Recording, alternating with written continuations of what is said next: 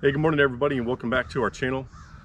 Today we are here live on the property and we're here to answer a question from Carl Andrews, who just a few days ago asked us on our YouTube channel down in the comments, how has the Kioti been holding up for you, and that he is interested in buying the same exact model.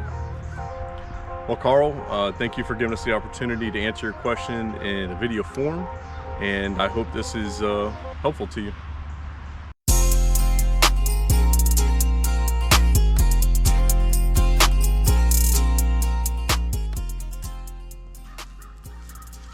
You know, it would just be my luck as soon as I hit the record button, our local flock of crows has decided to wake up and bless us all with their presence. So if you hear some crows in the background, there's absolutely nothing I can do about it. We'll just have to live through it. Let's touch on a brief history of this tractor alone. For anybody who doesn't know, it is manufactured by the company Kioti, K-I-O-T-I. And they are a South Korean manufacturer, so a lot of the parts and everything are like the engine is a Daedong engine that is all built overseas. A lot of the parts are manufactured overseas and then sent over, I imagine, on ships, and then assembled, all those parts put together in Tennessee. But for the most part, everything you see here is welded and put together in South Korea. It is a South Korean company. We took delivery of this tractor on January 26, 2021. A terrible time for America, as well as you know, business owners and everything else. We had called multiple dealers in our area, and even had to resort to people outside the area. Luckily enough, we returned to a group, Hurst Equipment, out of Norman Park, Georgia. We did run into them at the Southeast Ag Expo in Moultrie, which is, I could do a whole video on that. Very good experience. It was good to see him again. Dykes, if you do see this, appreciate the support you guys have given us and everything else since we purchased this tractor, and I promise you we will get another one from you here in the future. So that being said, we are very, very close to sitting on 2 years of runtime for this tractor. Over that 2 years, I've got 337 operating hours on it. If you are interested in talking to the same people I bought my tractor from, I'll leave a link down here on the bottom and some information about Hurst Equipment and how you can find them. This video is not sponsored by Hurst or Kioti. I'm not sponsored by Hurst or Kioti. I just believe that good customer service should be rewarded. All right, so we'll start out with the ugly or the bad first. It's not really that ugly, but just some things that I really didn't like about the DK4510, or it probably spans all Kioti models.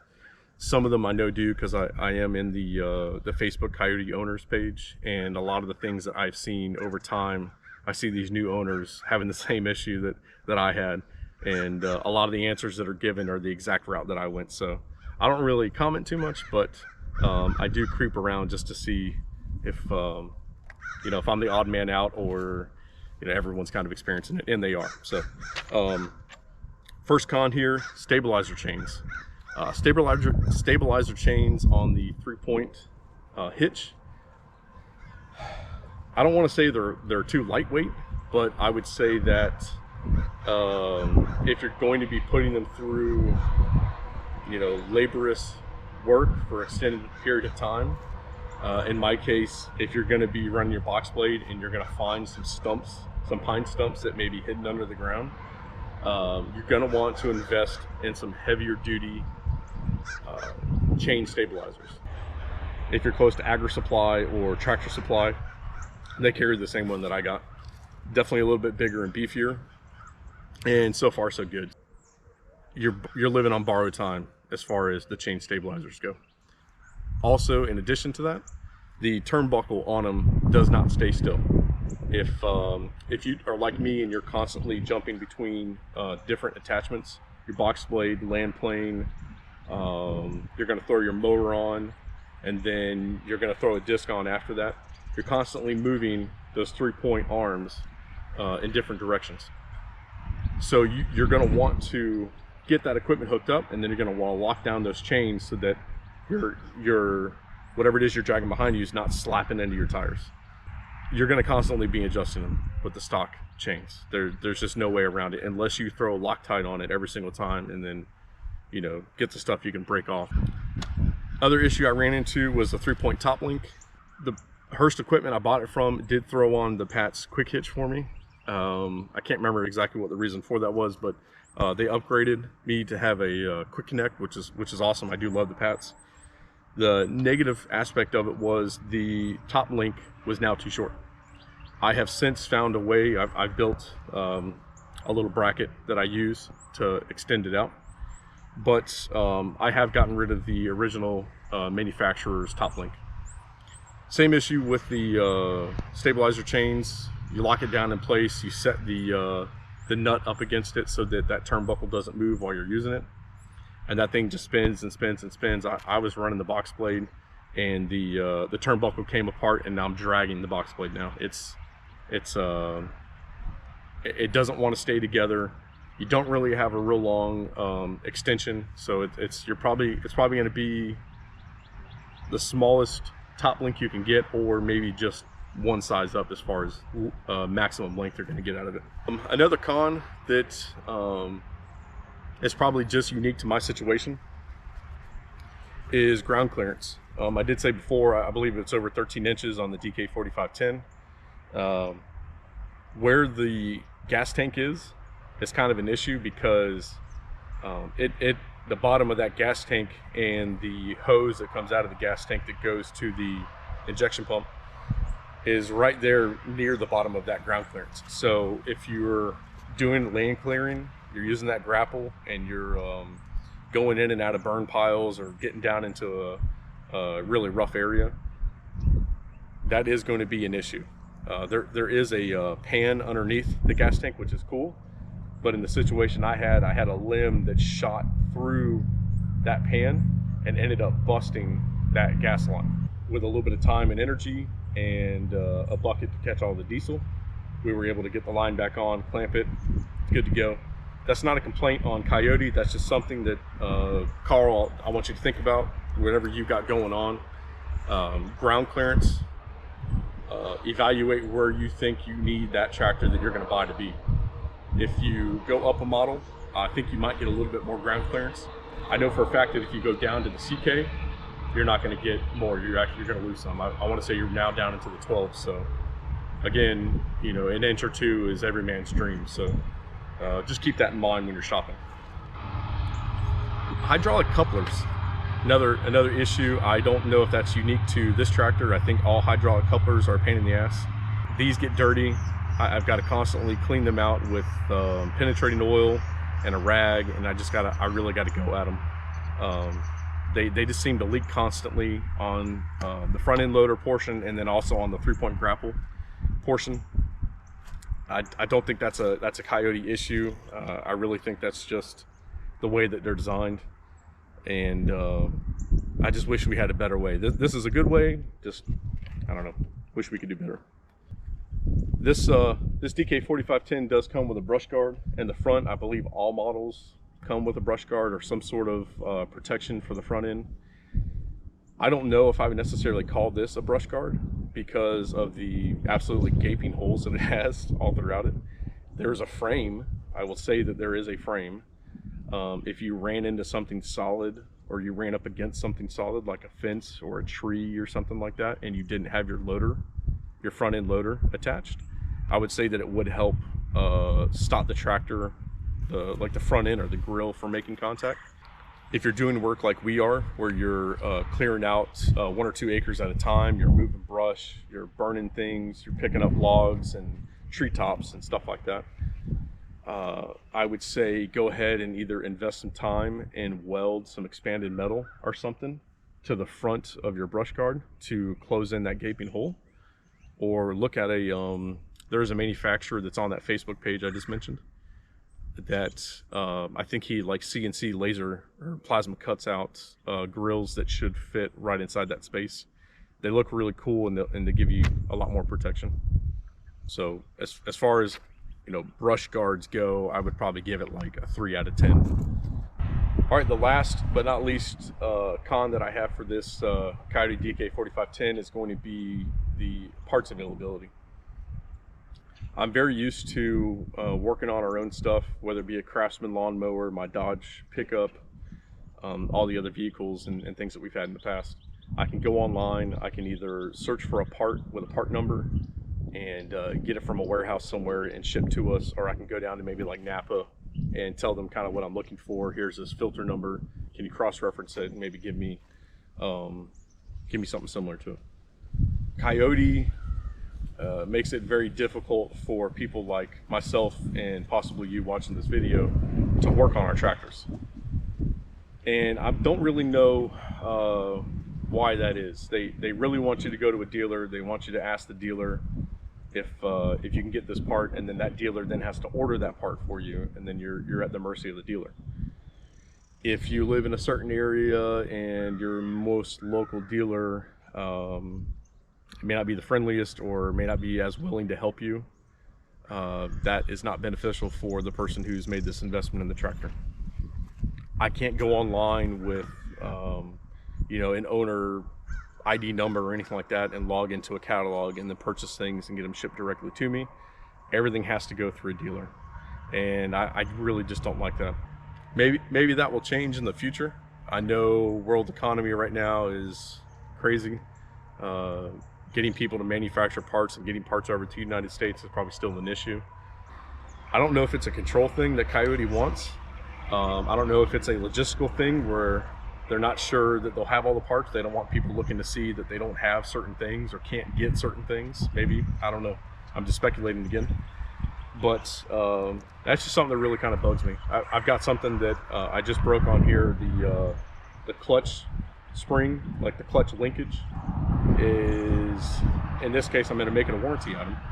But that spring, I think he said, was like under 10 bucks. I didn't have to go to the dealer to get that. Let me just log online and wait the week or so to get it shipped to my house. Let's talk about some of the positives on this Kioti DK4510. As I mentioned before, 337 hours are on the hour meter for this tractor. 2 years of service, if you missed that part in the beginning.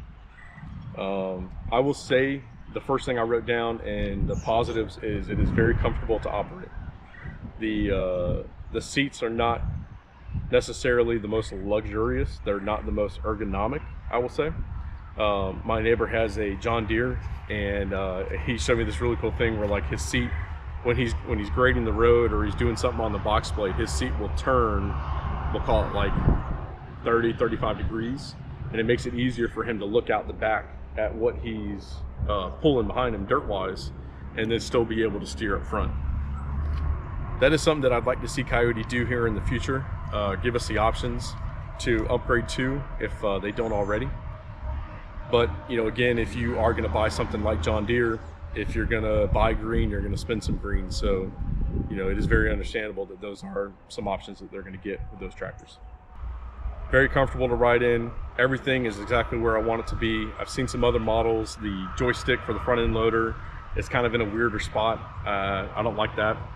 So very happy with the setup. You can log, I'll say 6, 8, 10 hours on these things, and you might be worn out, but you're not going to be any more worn out than you would using any other piece of equipment. So this tractor does come with the DPF filter, which does go through a regenerative cycle. And a lot of the owners on that Facebook group I had mentioned earlier, a lot of the newer owners will say, hey, this red light came on, it's got this like puff of gas coming out and it's a big red light. What's going on? That's your regen cycle. There's absolutely nothing wrong with it. You do have an option on the dash to stop it. I wouldn't recommend doing that. But that diesel particulate filter, or the DPF, will build up with the particulate, I guess.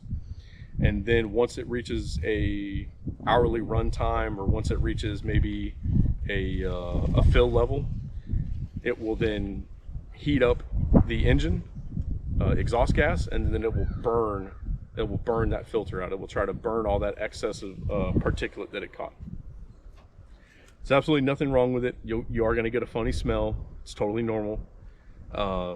If you run at a specific RPM, let's say like 1500 or maybe a little bit higher than that, 1700, 1800, when that DPF regen cycle kicks on, just bump your speed up just a little bit more, your RPMs up, and just keep cruising. Keep doing what you're doing.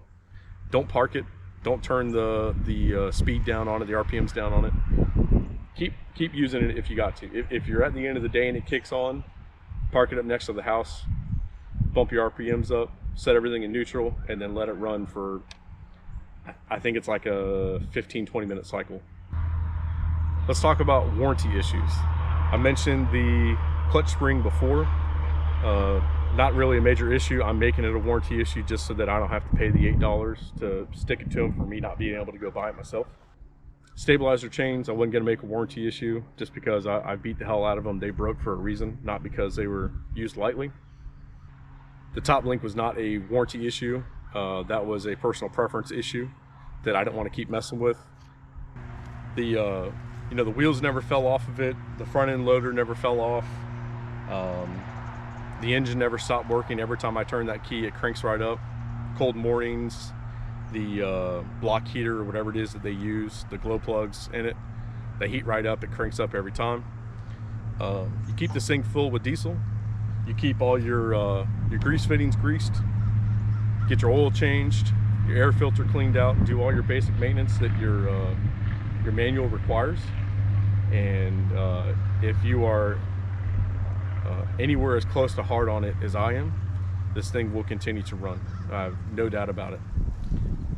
So I just touched on it, and I want to go a little bit deeper into it. The owner's manual that you do get is okay. It could use some work. I will say here that there are some questions. If you do end up purchasing this tractor, go follow that Facebook group for Kioti owners, and don't be afraid to ask questions in there, because we've all had the same question, I'm sure, that you might have. The manual was easy enough to follow, especially when it comes to maintenance. I've done everything maintenance-wise on this tractor, from the 50-hour service all the way up to, I guess it would have been the 300-hour service or 250 hours, something like that. But anytime the manual specifies this is what you got to do, I've done everything. It's got tons of pictures in there. It tells you exactly where your settings are. It even gives you settings for your toe in alignment on your front end for your tires here. You can set that. If you've got basic mechanical skills, I would say that maintaining this tractor is going to be very simple for you. Metal ramps, or the ramps that I have, those Gorilla, whatever they're called, Gorilla ramps, work perfect. Greasing the tractor is a must, especially here in North Florida, where we practically have sand in our blood. It will just get in and eat up everything. Well, there you have it, Carl. I hope you made it this far in the video, and I hope I've answered all your questions. Would I buy this tractor again 2 years ago? Absolutely. The best bang for your buck that you're going to find at that time. I don't know what prices are now in 2023, but I would say there is not a doubt in my mind that this was the right purchase for us, for our family, and for the work that we've done with it. She has lifted more than she probably should have. She is running probably the coldest environment that she will ever see, and no matter what we put it through, she's performed perfectly. I probably don't spend enough time keeping her clean and giving her the life that she may deserve, but we're getting our money's worth out of her. Carl, thank you very much for asking that question. And for anybody else that has any questions about our Kioti tractor or anything else that we do here, the videos that we put out, just let us know. I'd love to answer them for you. I really want to be as helpful as possible. So that'll be it for me here on the property. We've got some other things we're going to do this afternoon. Thank you for stopping by and checking out our video. If you enjoyed this, go ahead and give us a thumbs up, and just hit that subscribe button too. Even if it's the only video you're ever going to watch from us, just hit the subscribe button. All right, see you later.